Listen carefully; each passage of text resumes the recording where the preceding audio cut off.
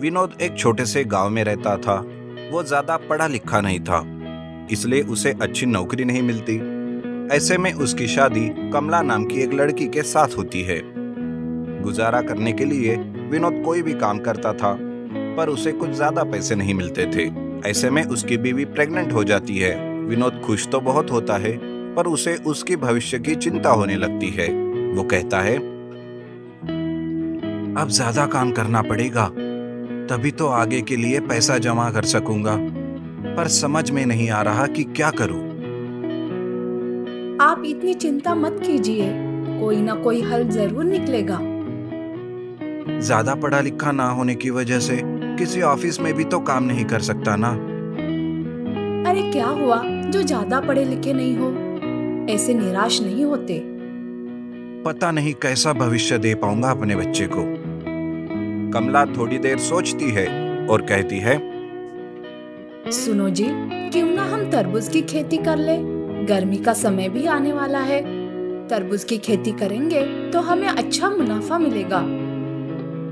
पर हमारा खेत भी तो नहीं है। मेरे पास कुछ रुपए हैं, उनसे आप खेत खरीद लो और वहाँ हम तरबूज की खेती करते हैं। तरबूज निकलने के बाद तरबूज को बाजार में बेच देंगे, उससे हमें पैसे मिल जाएंगे। फिर आपको कहीं काम करने की कोई जरूरत नहीं है। विनोद इस बात के लिए मान जाता है। कमला से पैसे लेकर वो एक खेत खरीदता है। गर्मी का मौसम आने वाला था। विनोद अपनी जमीन को अच्छे से खोदता है, उसमें तरबूज के बीज डालता है। मीठे तरबूज पाने के लिए वो समय समय पे उस पे बहुत ध्यान देता है, उसे पानी देता है और उसका अच्छे से ख्याल रखता है। अच्छी फसल के लिए समय पर खाद भी डालता है। वो दिन रात उस पर मेहनत करता है। उसकी मेहनत रंग लाई थी। कुछ ही महीनों में तरबूज की फसल अच्छे से निकल आई थी। कमला, तरबूज की फसल बहुत अच्छी आई है। अच्छा हुआ कि मैंने तुम्हारी बात मान ली। मैं कल ही सारे तरबूज बाजार जाकर बेच दूंगा। जी सुनिए, हमारे खेत का एक तरबूज मेरे लिए भी लाना, मैं भी तो देखूं खाकर उसे। हाँ हाँ, तुम्हारा तो पहला अधिकार है मेरे बच्चे की अम्मा। विनोद दूसरे दिन ही तरबूज को काट कर बाजार बेचने के लिए ले जाता है। तरबूज बहुत ही बड़े और रसीले होने के कारण विनोद को तरबूज का अच्छा रेट मिलता है। फिर विनोद एक तरबूज कमला के लिए रखकर बाकी के सारे तरबूजों को होलसेल में बेच देता है और पैसे और एक तरबूज लेकर घर आता है। दोपहर का समय रहता है। गर्मी के कारण विनोद पसीना पसीना हो जाता है। वो कहता है, कमला, गर्मी के कारण बहुत थक गया हूँ, बहुत प्यास लगी है, कुछ ठंडा लेकर आओ। ऐसा कहकर विनोद कमला को तरबूज देता है। कमला भी उस तरबूज से जूस बनाती है और विनोद को देती है। विनोद वो तरबूज का जूस पीकर अच्छा महसूस करने लगता है। तब कमला उसे कहती है, अब कैसा लग रहा है जी, ठंडा ठंडा तरबूज का जूस पीकर? हाँ, बहुत ही सुकून मिला कमला। बहुत ही अच्छा और मीठा था तरबूज का जूस। और एक गिलास हो तो देना। विनोद और कमला दोनों भी जूस पीते हैं। दूसरे दिन विनोद बाजार जाता है। वहां पर एक जूस सेंटर रहता है। विनोद उस जूस सेंटर के पास जाता है और कहता है, अरे भाई, तरबूज का जूस देना एक गिलास के 25 रुपए है। अरे बाप रे, इतना महंगा? तरबूज तो इतने महंगे नहीं होते। तो फिर जाकर तरबूज खरीदो और वही खाओ, मेरा दिमाग मत खाओ। विनोद तरबूज के जूस का रेट सुनकर कुछ सोचने लगता है। वो घर वापस आता है और कमला से कहता है, अरे तरबूज के बीज डालने से लेकर उगाने तक बहुत मेहनत करनी पड़ती है, पर बाजार में तरबूजों का दाम तो जूस से भी कम है। क्यों ना मैं तरबूजों का जूस बेचकर ज्यादा मुनाफा करूं। ऐसा विनोद सोचता ही रहता है और वो कमला से कहता है, कमला, मैं एक जूस सेंटर डालने का सोच रहा हूँ। अरे ये क्या जी, ये क्या बीच में ही निकाले? और जूस सेंटर का सुझाव आपके मन में कैसे आया? तब विनोद बाजार की सारी बात कमला को बताता है। कमला को भी जूस सेंटर वाली बात बहुत पसंद आती है और वो विनोद का पूरा सहयोग करती है। विनोद जूस सेंटर चालू करने की कोशिश शुरू करता है और अपने बाकी के फल वाले दोस्तों से और फल खरीदता है, जैसे आम, अमरूद, संतरा, अलग अलग फल। विनोद के जूस सेंटर में सारे फलों के जूस मिलते थे और विनोद बाकी के जूस वालों से अपने जूस का रेट भी कम रखता है। इस वजह से उसके पास ज्यादा लोग आने लगे। इससे विनोद का फायदा बढ़ता ही चला गया और उसका जूस सेंटर बहुत फेमस हो गया। विनोद की बहुत तरक्की हो जाती है और उसका काम भी बढ़ जाता है। अजी आप क्यों ना काम के लिए कुछ गांव के ही लोग रखो, इससे तुम्हें मदद भी मिलेगी और गांव के लोगों को रोजगार भी मिलेगा। कमला की बात से विनोद कुछ लोगों को काम पर रखता है और तरबूज की खेती भी करता है। ताजा और रसीले जूस के लिए विनोद का जूस सेंटर जाना जाने लगता है। विनोद अपने जूस सेंटर गांव-गांव में शुरू करवाता है और लोगों को भी काम देता है। विनोद को बहुत पैसे मिलने लगते हैं। विनोद खुद के लिए एक बड़ा सा घर खरीदता है। विनोद और कमला को एक बेटी होती है। दोनों भी बहुत खुशहाली से जीवन व्यतीत करने लगते हैं। देखा जी, तरक्की के लिए पढ़ाई कितनी की है वो जरूरी नहीं है, मेहनत करना जरूरी है। आपने ना सिर्फ खुद की तरक्की की बल्कि लोगों को भी काम दिया, उन्हें भी तरक्की करने का मौका दिया। हाँ, और ये सब तुम्हारे सहयोग से हुआ है कमला।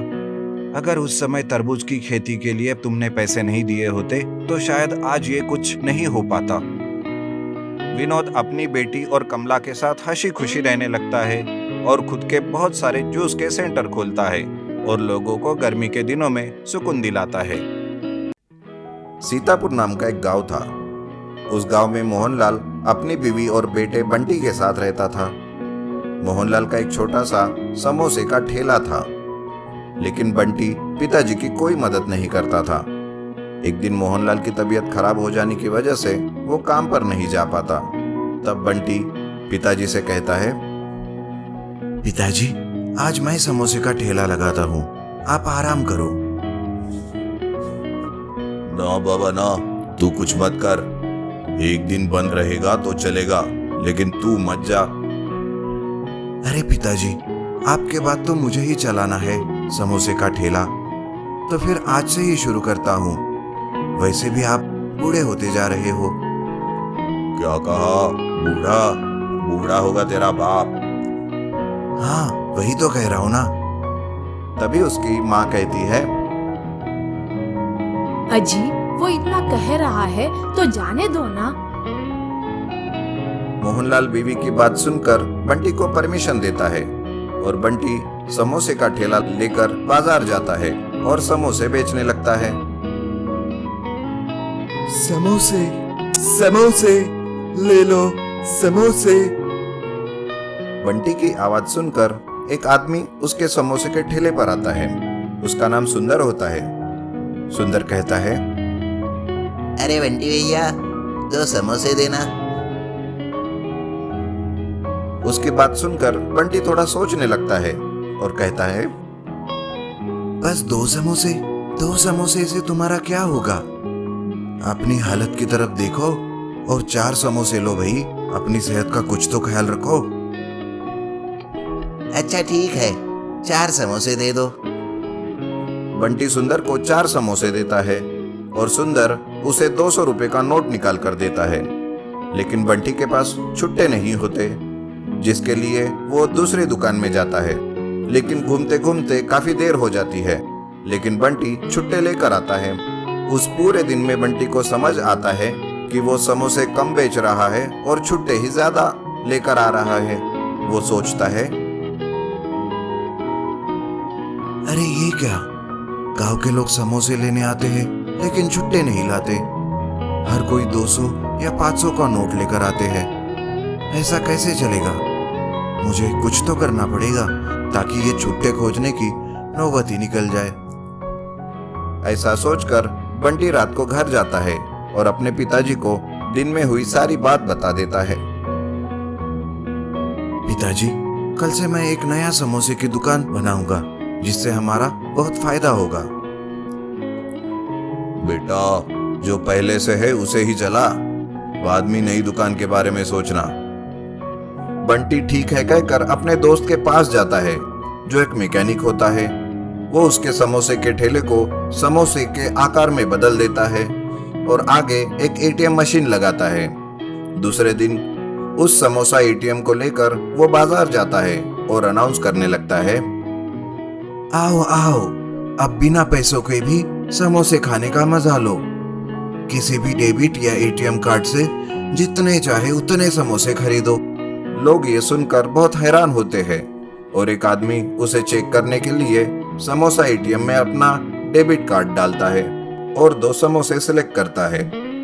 थोड़ी ही देर में 2 समोसे बाहर आते हैं और कार्ड भी बाहर आता है। इस तरह से उसका समोसा एटीएम अच्छे से चलने लगता है और कुछ ही दिनों में बंटी गांव के दूसरे चौराहे पर भी नए नए समोसा एटीएम लगवाता है और इस तरह से उसका धंधा बढ़ने लगता है।